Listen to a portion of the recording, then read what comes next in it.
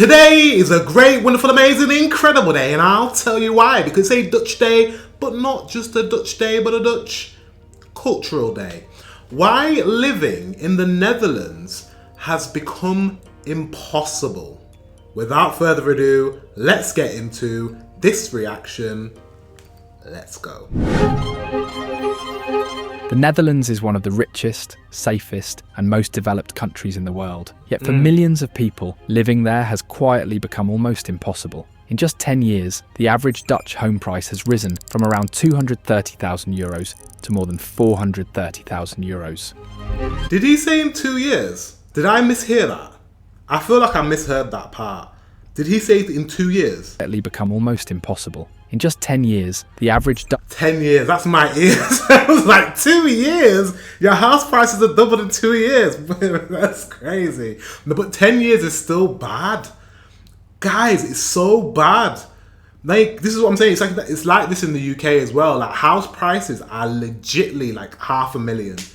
Like, if you want a family home, like a 3-bedroom house with a nice garden and all sorts of stuff, white picket fence, $500,000 minimum in some of the average size cities in this country. So we're right there with you when it comes to house prices, and it prices out young people. Like, how can you get on the ladder?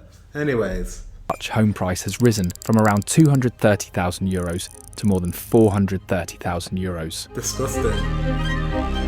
In cities like Amsterdam and Utrecht, one-bedroom apartments often rent for over €2,000 a month. Social housing waiting lists stretch 10 to 15 years. Homelessness has risen by more than 40% in a decade, and at the same time, wages have barely moved. Over the last 20 years, That's the big one, isn't it? Wages haven't moved with the price of inflation. Everything's inflated, all assets are inflated, houses are going through the roof, yet our wages, that's crazy, isn't it? People, these property developers, these people, these rich, wealthy people, their money's going crazy because they own these houses and they're making all this money. They're employing people. All these big corporations and businesses are getting richer, but they're not trickling down the money to people like me and you. How's that? How are house prices going through the roof? Yet we're not getting paid more than we're getting paid 10 years ago. When I look at wages, if I go into a job site and I look at wages and I think about 10 years ago, because I can remember 10 years ago very, very clearly, and I think about what they're paying, there's a job I used to do. So I used to be one of those annoying people that used to, I don't know if you have these in the Netherlands, right? They stop you in the street and they try and get you to sign up to a charity. And they work on high streets, so it's like face-to-face, like sales. And I used to do this job, and I looked, I think recently, on a job site, and I saw my old job, and they're paying exactly the same amount per hour I was getting 10 years ago. Yeah, around 10 years ago. That's crazy. Our wages are not matching the level of inflation. It's crazy. It's impossible. Something needs to give. Otherwise, yeah.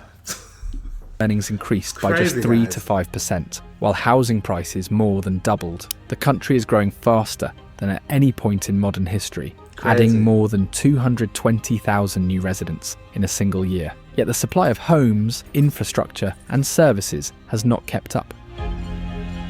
For a country that built its reputation on planning, stability, and prosperity, this new reality raises a simple but uncomfortable question.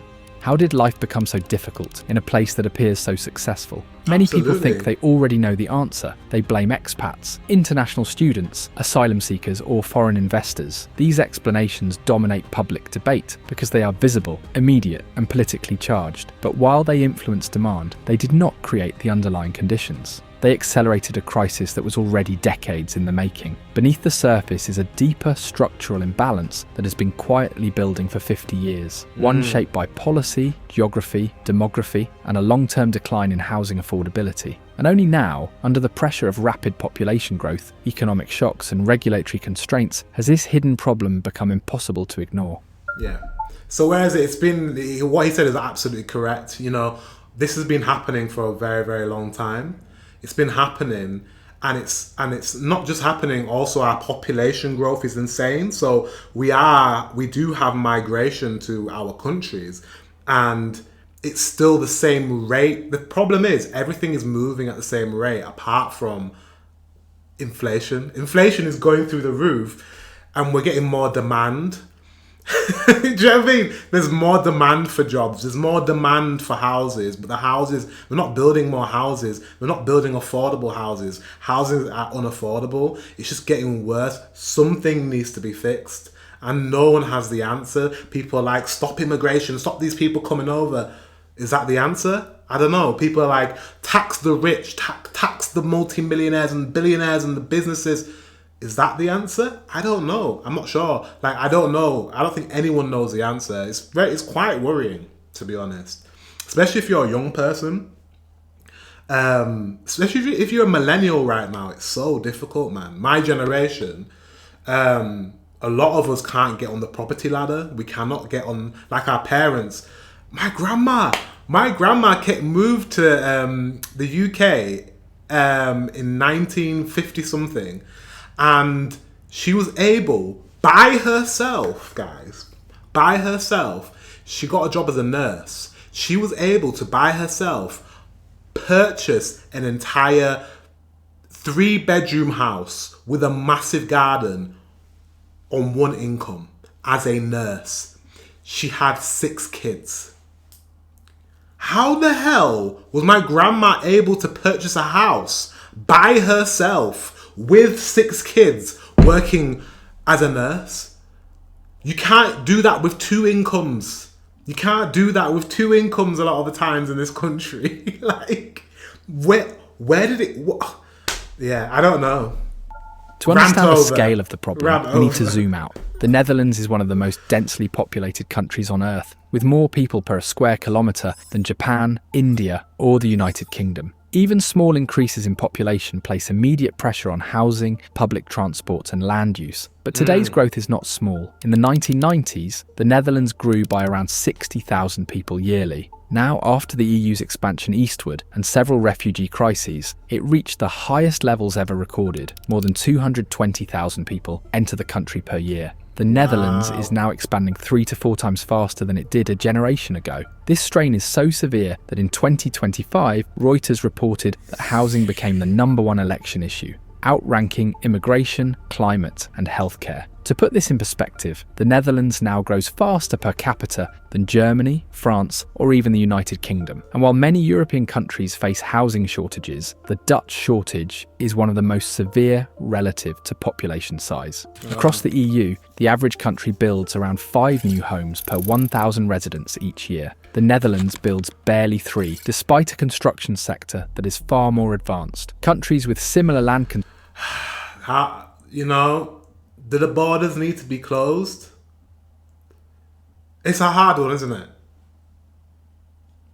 As someone who's a person of colour, I feel like I can say yes without it sounding like I'm being racist. Because I'm black, so I feel like I'm able to say that. Like, so I'm gonna say it on behalf of the people that live in the West. I think the borders need to be shut for the time being. And I think the people who are already Dutch residents, nationals, hold passports, have their stay, native to the country as well. Some of the Dutch people need to be sorted out first. You need to fix the housing crisis. The same as in the UK. We need to shut the borders for the time being. It sounds harsh, but I do believe we need to shut the borders. And it shouldn't be a case of, oh, it's racist to do that. It's not racist to do that. We need to fix what's going on in these countries, man. You cannot have 200,000 people coming in each year and you have a housing shortage. Stop. Why are we still bringing people in? Why are we still bringing 200,000 people in? I don't understand. I do understand there's crises in other countries. There's war-torn countries. These people, asylum seekers, true asylum seekers, need help and support. However, when there are countries that are closer to these countries that are having issues, that are not letting these people in, how is it fair that European countries take them all in? It's not fair. It's not fair. That is not fair. It's not fair. Some of these Muslim nations don't let people in. Some of these Arab nations don't let people in. They have a strict immigration policy. You can't come in. Doesn't matter if you're seeking asylum, but we let people in very easily. And I don't think that's okay. And I say this as someone whose great-grandparents were immigrants to, I don't even want to say immigrants, I say migrants to the UK, because the UK asked my great-grandparents to come into the country to be nurses, to fill jobs. There was an intention that they would come and work and provide value to the country. A lot of these asylum seekers that are coming in today, they don't have any value because they're not educated. They don't have education back. They didn't have education back home, so they can't fill a lot of these jobs that are needed. Some of them don't. They're not providing value, but we're letting everyone in. So I don't like saying it because it makes me sound like a bad person, but yeah, man, we need to close these borders. Like, I don't know what else to say. Let me know in the comment section if you've got another opinion or another suggestion, but all I can think of is like, let's shut these borders for a bit. Just for a little bit. They need to be closed for a little bit. They do. All of our countries need to be shut so we can fix the problems that are going on. What do you think? Let me know.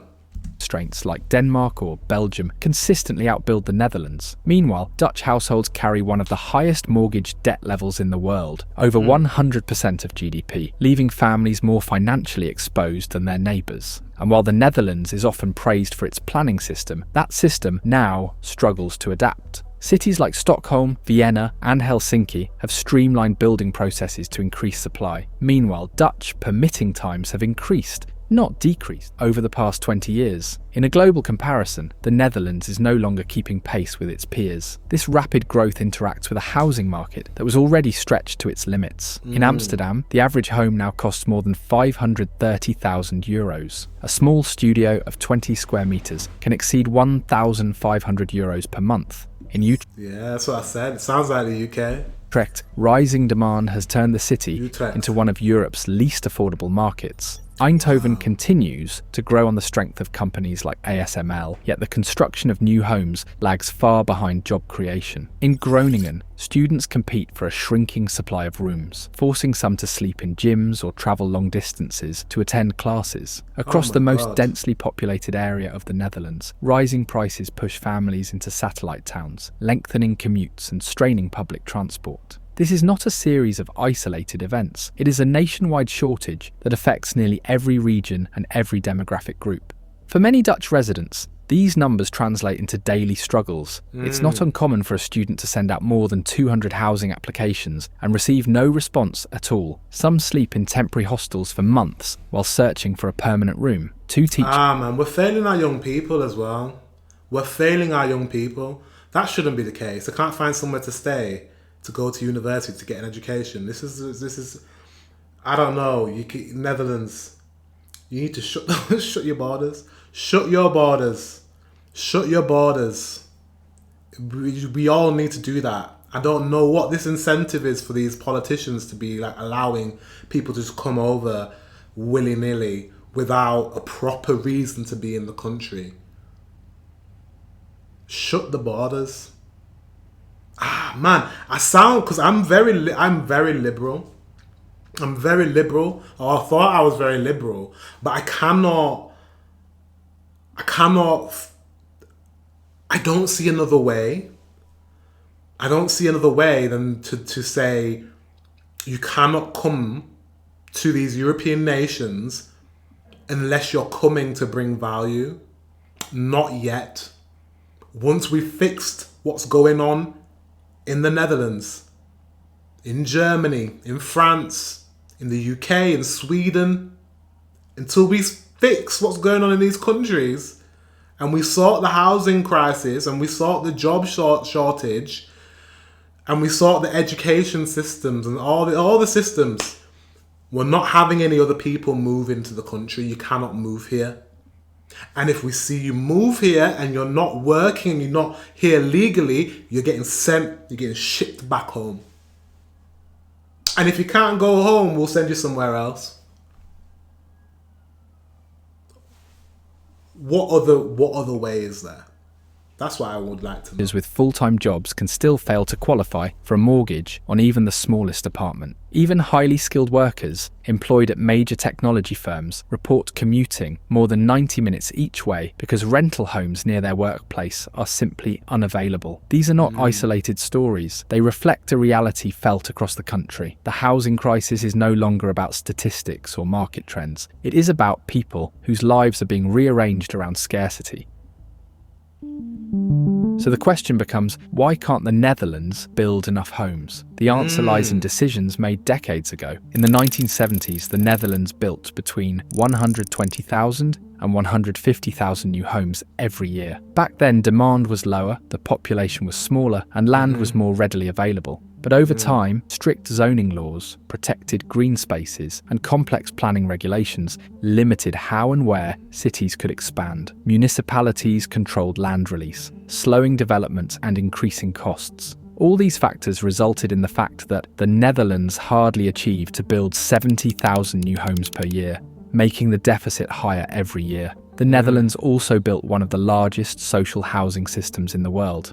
In 1980, around 45% of all homes were owned by housing corporations. Today, that share has fallen to around 28%. Waiting lists that once lasted just a few months now stretch beyond a decade in many cities. Affordability has shifted dramatically across generations. In the 1970s, a typical Dutch home cost just 4 to 5 times the average annual income. Today, it is 11 to 12 times the median salary, more than double. 11 to 12 times, guys. 11 to 12 times. You have to laugh or you'll cry. 11 to what? I have to work 11 years and my entire salary, so I can't. It's impossible. It's impossible. The burden faced by previous generations. At the same time, wages stagnated. Between 2000 and 2020, real incomes grew only 3 to 5%, while housing prices rose more than 120%. The gap between what people 3 to 5%. Wages 3 to 5%. House prices 100%. That is disgusting. That's disgusting. Where are we supposed to live? Are we supposed to live in straw?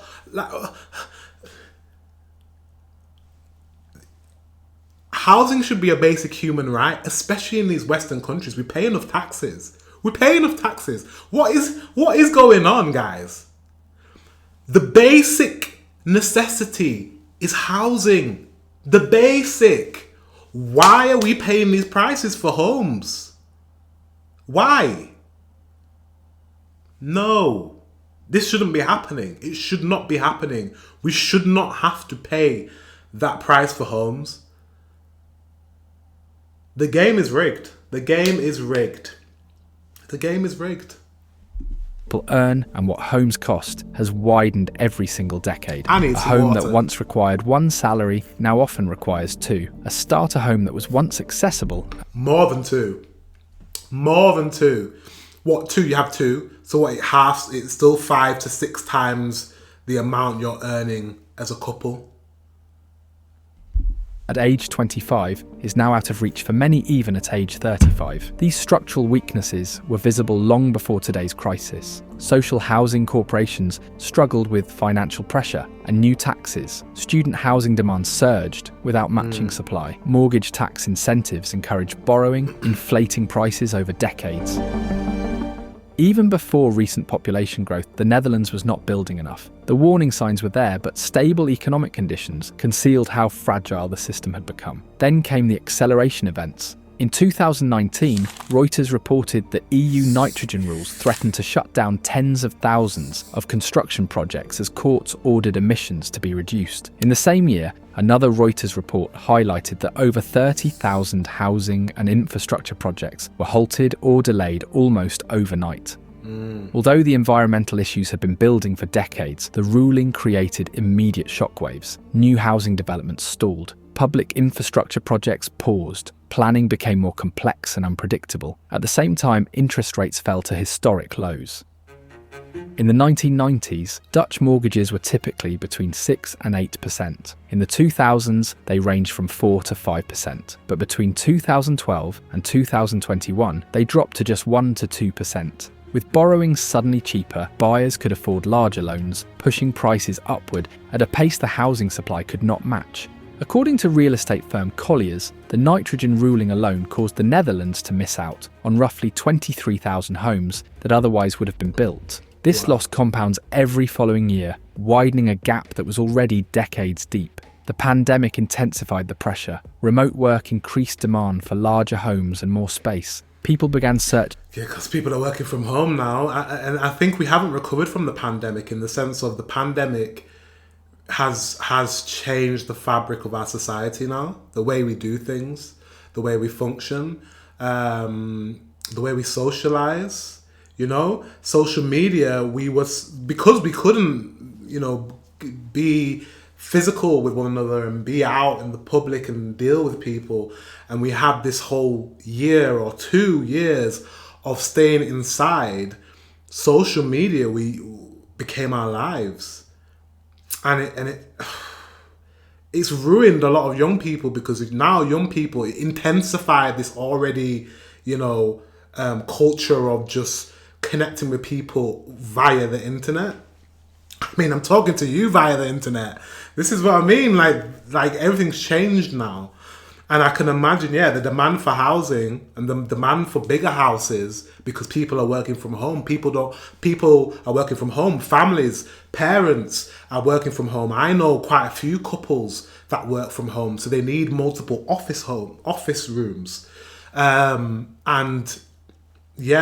Housing, as we know, the demand for it is not going away. We don't have enough housing, and then we're having people come into the country, and then we're having billionaires inflating the prices of housing and buying houses from India and other places around the world, owning these houses, and these houses are empty. I don't know if that's the case in the Netherlands, but in the UK, there are offshore people purchasing housing as investments and leaving them vacant.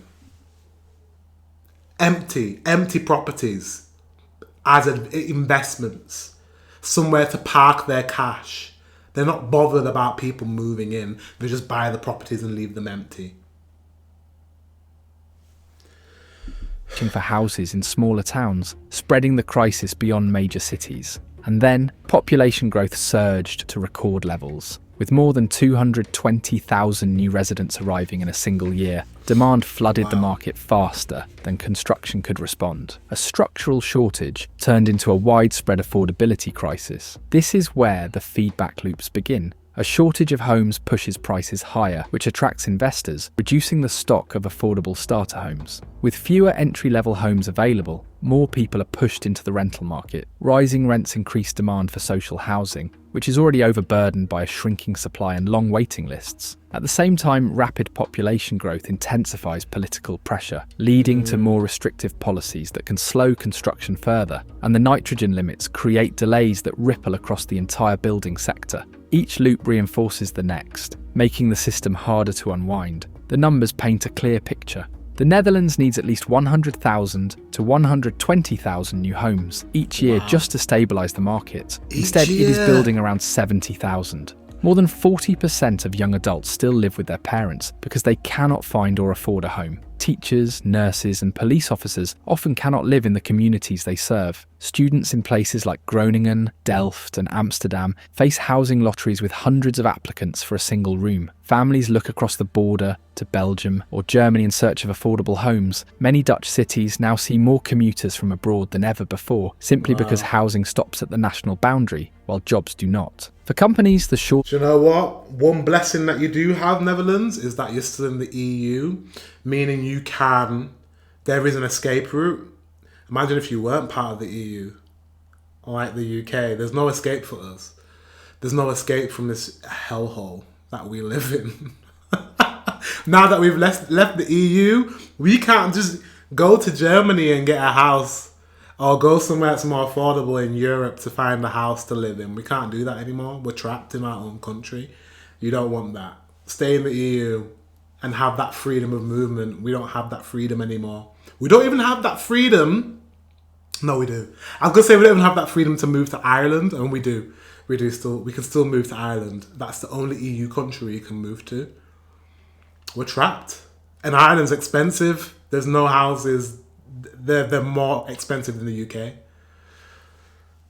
Shortage is becoming a serious economic challenge. Reuters reporting shows Dutch economic growth stalling around 0.6%, with government finances deteriorating, conditions that make large-scale public housing investment even harder. Businesses in technology, healthcare, and education struggle to attract workers when those workers cannot find a place to live. Infrastructure systems strain under increased demand. Public services face rising pressure. And for ordinary households, the effects are deeply personal. A generation that expected to follow the same path as their parents, study, work, buy a home, build stability, is discovering that the foundation has shifted. Midway through this crisis, there is a twist that complicates the narrative. Despite record population growth and soaring prices, the Netherlands is building more homes than many other European countries on a per capita basis. And yet the shortage keeps intensifying. This reveals a deeper structural issue. Demand is rising faster than any realistic level of construction can accommodate. Even doubling today's building rate would only slowly close the gap that has been widened.